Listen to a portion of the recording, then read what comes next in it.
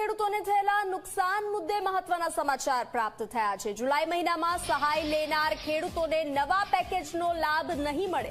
અગાઉ સહાય મેળવનાર ખેડૂતોને નવા પેકેજમાં સહાય નહીં મળે। ઓગસ્ટ અને સપ્ટેમ્બરના સહાય પેકેજનો લાભ નહીં મળે। કોઈ પણ એક જ પેકેજનો લાભ ખેડૂતોને મળશે। તો જે રીતે મહત્વના સમાચારો પ્રાપ્ત થઈ રહ્યા છે, વધુ વિગતો આપી રહ્યા છે સંવાદદાતા હિતલ। જી હિતલ, વરસાદથી ખેડૂતોને નુકસાની અંગે જે સહાય ચૂકવવામાં આવશે તેને લઈ અને મહત્વના સમાચાર પ્રાપ્ત થયા છે, શું છે વધુ વિગતો?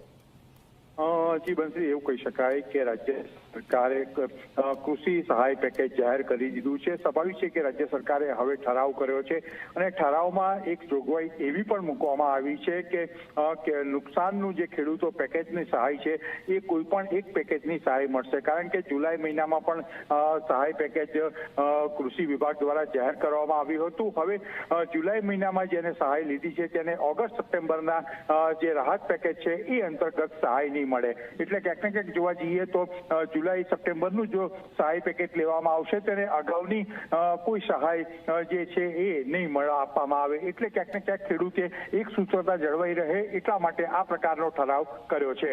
જી હિતલ, જાણકારી સાથે જોડાવા બદલ આભાર।